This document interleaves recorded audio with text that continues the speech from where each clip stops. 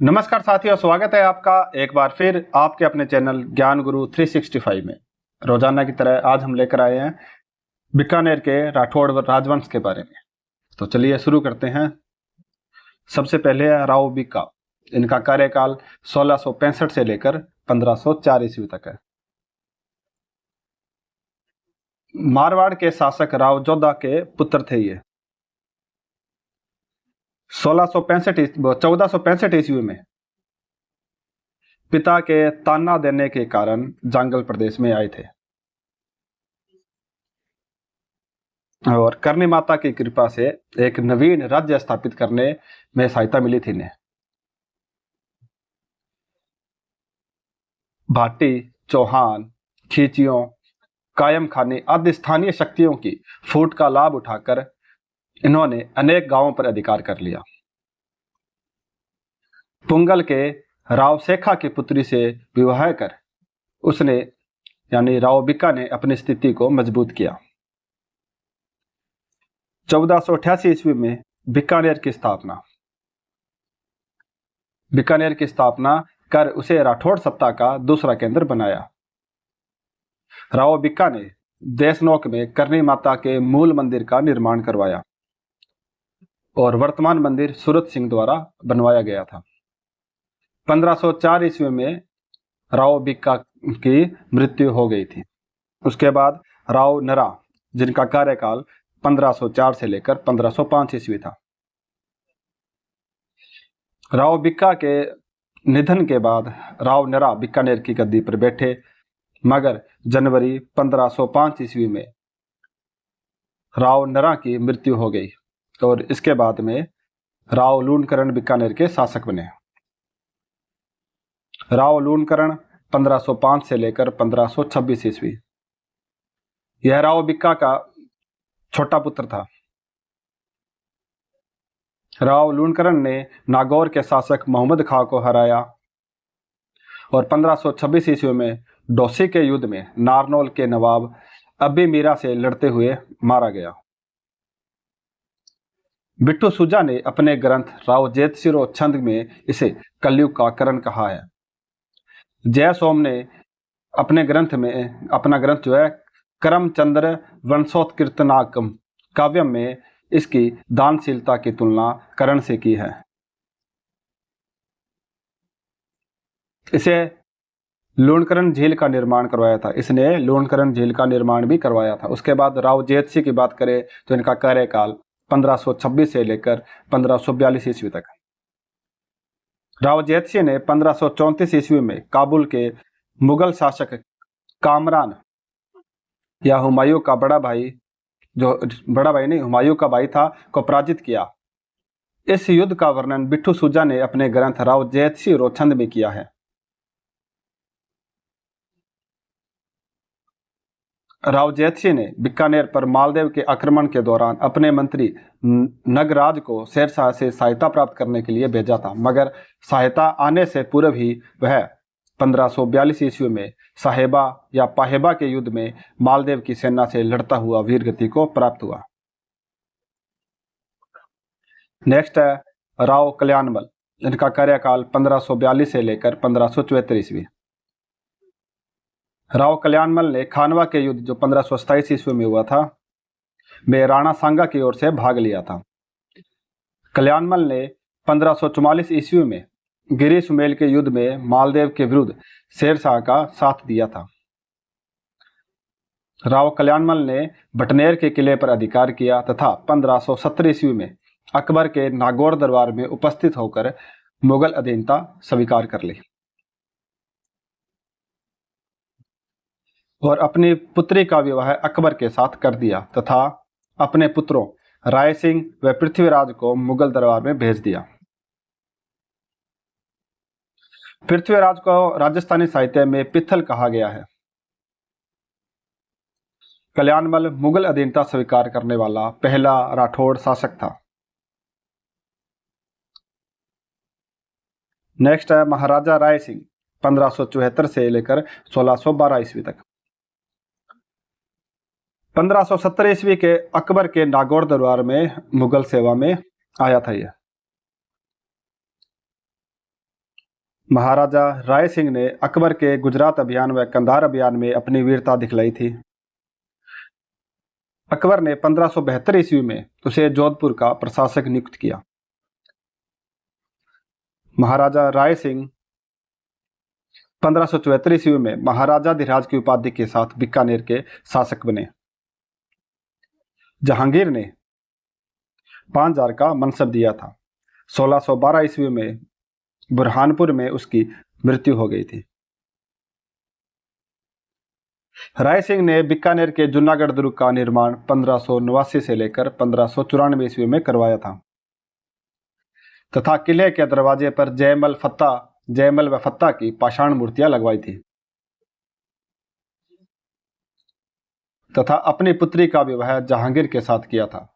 राय सिंह ने राय सिंह महोत्सव नामक ऐतिहासिक ग्रंथ व ज्योतिष रत्नमाला नामक ग्रंथ पर बाल बोधिनी नाम से टीका लिखी थी। मुंशी देवी प्रसाद ने राजपुताने का करण कहा इन्हें।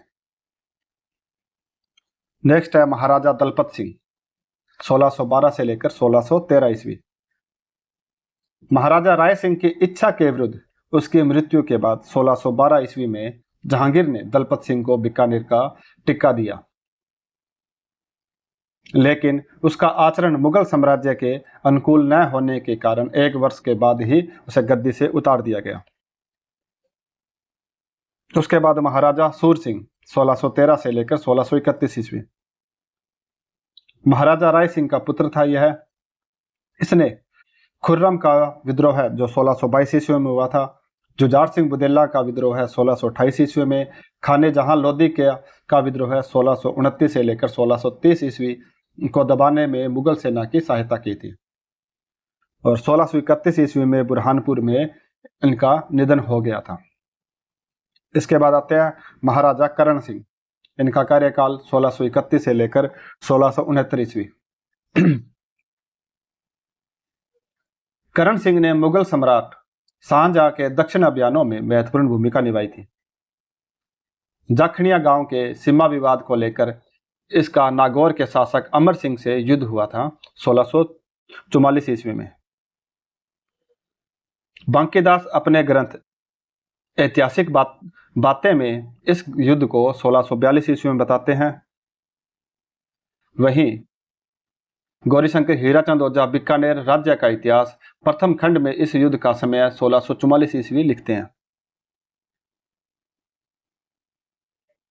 जो मतीरे की राड़ के नाम से जाना जाता है। प्रारंभ में वह अमर सिंह से परास्त हुआ, मगर अंतिम विजय इसी की हुई थी। मुगल उत्तराधिकारी युद्ध जो 1658 ईस्वी से लेकर 1659 ईस्वी के मध्य था के समय वह बीकानेर चला गया, मगर युद्ध में औरंगजेब का पलड़ा भारी देकर उसने अपने पुत्र पदम सिंह व केसरी सिंह को औरंगजेब की सहायता के लिए भेजा। औरंगजेब के शासक बनने के उपरांत वह उसकी सेवा में चला गया। चिंतामणि भट्ट के शोक सपतती या सपतसती में करण सिंह को जंगलधर बादशाह कहा गया है। करण सिंह ने साहित्य कल्पद्रुम और उसके दरबारी विद्वान गंगानंद मैथिल ने करण भूषण और काव्य डाकिनी नामक ग्रंथ लिखे थे। उसके बाद आते हैं महाराजा अनूप सिंह 1669 से लेकर 1698 ईस्वी। अनूप सिंह को औरंगजेब ने 1670 ईस्वी में मराठों के विरुद्ध भेजा तथा उसकी वीरता से प्रभावित होकर उसे महाराजा व माही मरातीब की उपाधि दी गई। 1685 से लेकर 1686 ईस्वी में बीजापुर और 1687 ईस्वी में गोलकुंडा के घेरे के समय भी वह मुगल सेना के साथ था। महाराजा अनूप सिंह दक्षिण भारत से अनेक मूर्तियां लेकर आए, जिनको उसने बीकानेर के 33 करोड़ देवताओं के मंदिर में रखवाया। महाराजा अनूप सिंह ने संस्कृत और राजस्थानी ग्रंथों का संग्रह करके उसे अनूप संस्कृत पुस्तकालय में रखवाया। महाराजा अनूप सिंह का जो काल था वह बीकानेर चित्रकला शैली का स्वर्ण काल कहलाता है। इसी समय बीकानेर चित्रकला शैली पर दक्षिण चित्रकला का प्रभाव भी दिखाई देता है। अनूप सिंह के समकालीन विद्वान आनंद राम ने गीता का सर्वप्रथम मारवाड़ी गद्य व पद्य में अनुवाद किया। अनूप सिंह ने अनुपोदय, अनूप विवेक, काम प्रबोध व श्राद्ध प्रयोग चिंतामणि ग्रंथ लिखे थे। अनूप सिंह के पश्चात स्वरूप सिंह 1698 से लेकर 1700 ईस्वी तक गद्दी पर बैठे थे। महाराजा स्वरूप सिंह 1698 से 1700 ईस्वी तक गद्दी पर बैठे थे और ये छोटी अवस्था में निसंतान इनकी मृत्यु हो गई थी। उसके बाद आते हैं महाराजा सुजान सिंह 1700 से लेकर 1735 ईस्वी। महाराजा स्वरूप सिंह के छोटे भाई थे ये। इसके शासनकाल में मारवाड़ के शासक अजीत सिंह व नागौर के शासक बख्तावर सिंह ने बीकानेर पर आक्रमण किया, मगर उन्हें सफलता नहीं मिली। उसके बाद आते हैं महाराजा जोरावर सिंह 1735 से लेकर 1746 ईस्वी। यह भी सुजान सिंह के बाद गद्दी पर बैठे थे और निसंतान ही इनकी मृत्यु हो गई थी। उसके बाद आते हैं महाराजा गज सिंह 1746 से लेकर 1787 ईस्वी। जोरावर सिंह की मृत्यु के बाद नागौर के अमर सिंह का भाई थे जो गद्दी पर बैठे थे।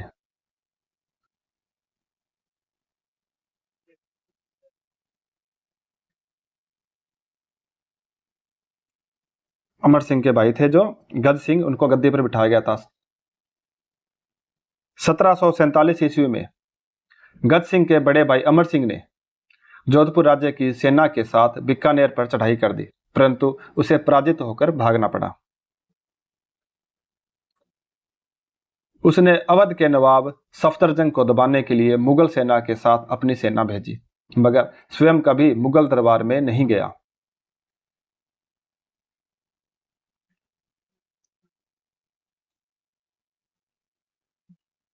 सैनिक सहायता भेजने से मुगल सम्राट ने खुश होकर गज सिंह को 7000 का मनसब दिया था एवं श्री राजेश्वर महाराजाधिराज महाराज शिरोमणि श्री गज सिंह का खिताब भी उन्हें दिया था। 1755 ईस्वी में अकाल पड़ने पर इसने प्रजा को अनेक प्रकार से राहत प्रदान की थी। इस अवसर पर इमारतों आदि के निर्माण का कार्य प्रारंभ कर बहुत से लोगों को कार्य दिया, यानी रोजगार दिया। बीकानेर शहर का कोर्ट भी इसी समय बनाया गया था। उसके बाद आते हैं महाराजा सूरत सिंह 1787 से लेकर 1828 ईस्वी। महाराजा सूरत सिंह ने 1805 ईस्वी में बटनेर दुर्ग पर अधिकार कर उसका नाम हनुमानगढ़ रखा तथा 21 मार्च 1818 ईस्वी को ईस्ट इंडिया कंपनी के साथ संधि कर ली। महाराजा सूरत सिंह ने अपने सामंतों के विद्रोह का सामना करना पड़ा, जिसे अंग्रेजी सेना की सहायता से दबाया गया। महाराजा सूरत सिंह ने देशनोक में वर्तमान करनी माता मंदिर का निर्माण करवाया था।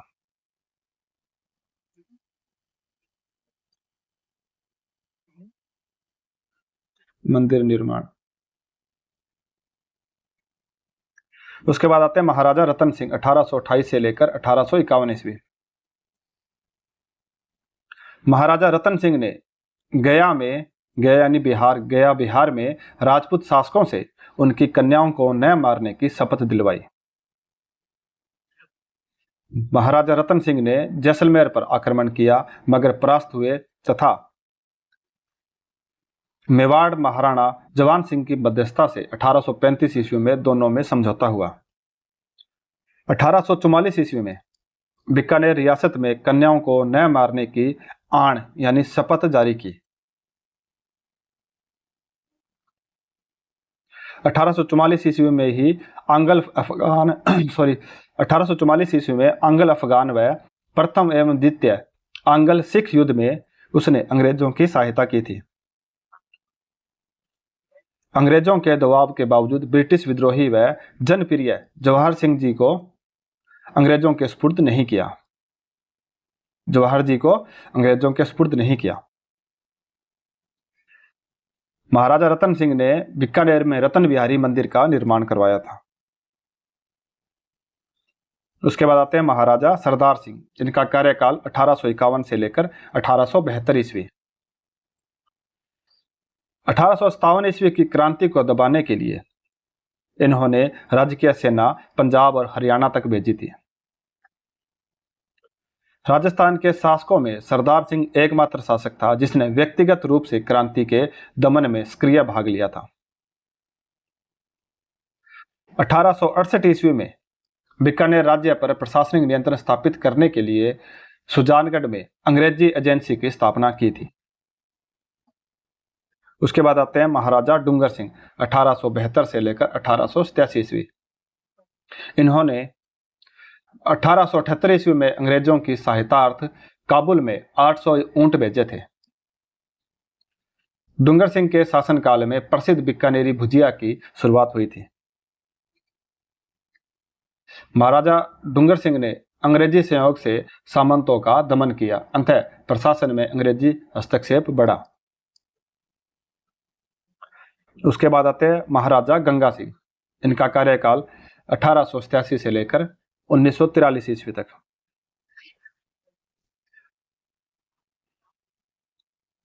महाराजा गंगा सिंह चीन के बॉक्सर विद्रोह को दबाने के लिए गंगा रिसाला लेकर चीन गए थे। इसके परिणाम स्वरूप अंग्रेजों ने उसे यानी महाराजा गंगा सिंह को चीन युद्ध मेडल प्रदान किया। महाराजा ने 1903 व 1911 के दिल्ली दरबार में भाग लिया था। 1909 ईस्वी में अंग्रेजी सेना के लेफ्टिनेंट कर्नल एडवर्ड सप्तम ने 1909 में एडवर्ड सप्तम ने इन्हें अंग्रेजी सेना का लेफ्टिनेंट कर्नल नियुक्त किया था। 1913 ईस्वी में इन्होंने बीकानेर में नाम मात्र के अधिकार देते हुए प्रजा प्रतिनिधि सभा की स्थापना की।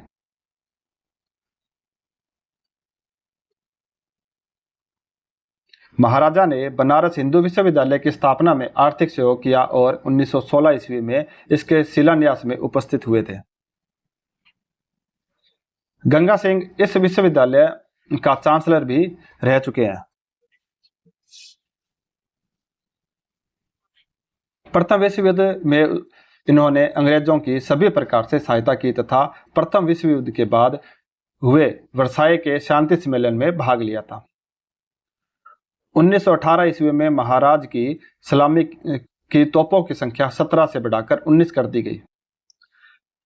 देशी राज्यों के प्रतिनिधि के रूप में गंगा सिंह ने राष्ट्रमंडल के सम्मेलन जिनेवा में हुआ था जो 1924 ईस्वी में भी भाग लिया था।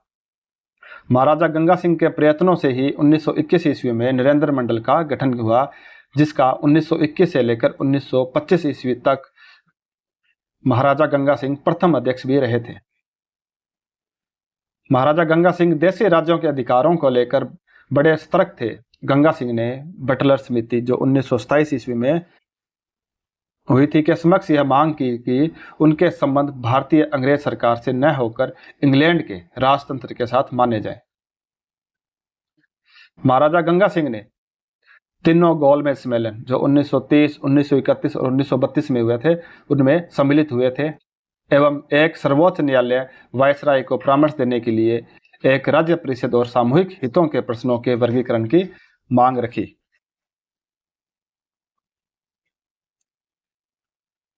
उसके बाद आते हैं महाराजा गंगा सिंह प्रतिक्रियावादी व निरंकुश शासक थे।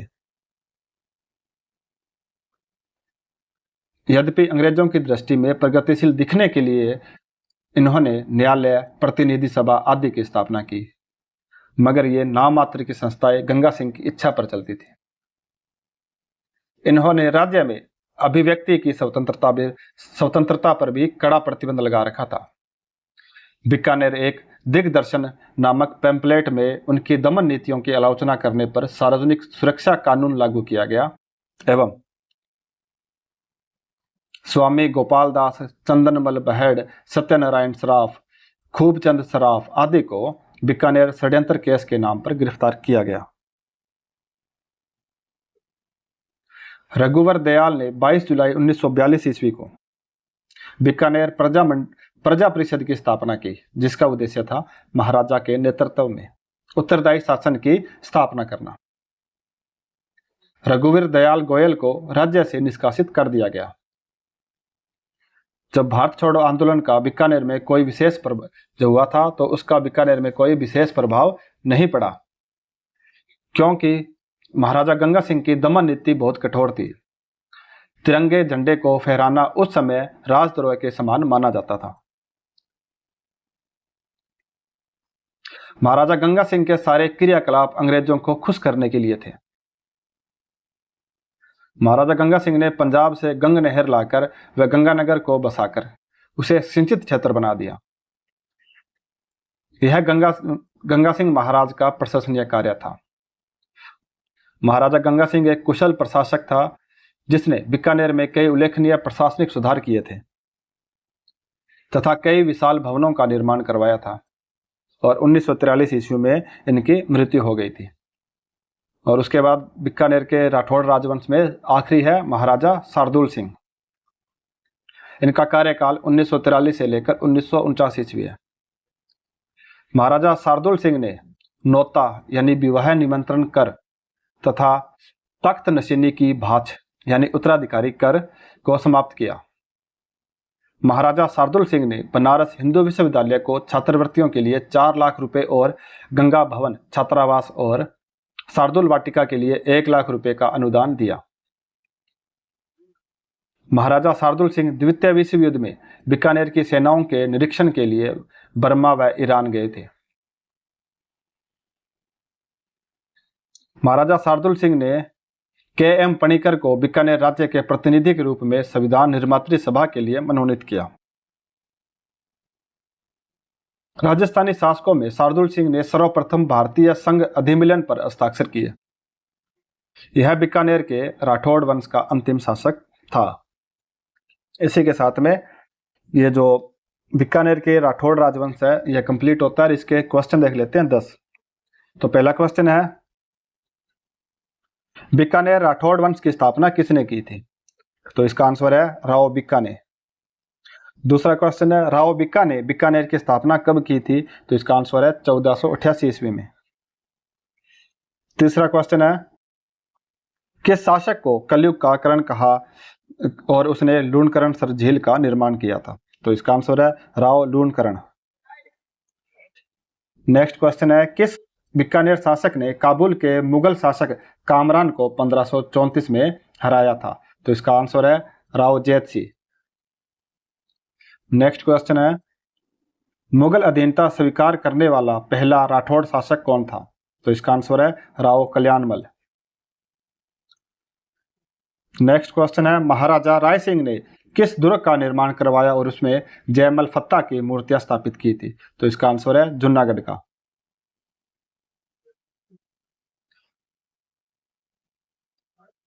नेक्स्ट क्वेश्चन है, मतीरे की राड़ युद्ध 1644 ईस्वी में किनके बीच हुआ था? तो इसका आंसर है महाराजा करण सिंह और अमर सिंह, जो नागौर के शासक थे, उनके मध्य हुआ था। नेक्स्ट क्वेश्चन है, बीकानेर चित्रकला का स्वर्ण काल किसके शासन काल को माना जाता है? तो इसका आंसर है महाराजा अनूप सिंह के। नेक्स्ट क्वेश्चन है, किस शासक ने गंग नहर बनवाकर गंगानगर बसाया था? तो इसका आंसर है महाराजा गंगा सिंह। और लास्ट क्वेश्चन है, बीकानेर राठौड़ वंश का अंतिम शासक कौन था जिसने भारतीय संघ अधिनियम पत्र पर प्रथम हस्ताक्षर किए थे? तो इसका आंसर है महाराजा शार्दुल सिंह। तो आज के लिए बस इतना ही। मिलते हैं कल किशनगढ़ के राठौड़ राजवंश को लेकर। तब तक के लिए धन्यवाद। अगर वीडियो आपको अच्छी लगती है तो वीडियो को लाइक करें, कमेंट करें और यूट्यूब चैनल को सब्सक्राइब जरूर करें। मिलते हैं कल, तब तक के लिए पढ़ते रहें, बढ़ते रहें, सीखते रहें। जय हिंद, जय भारत।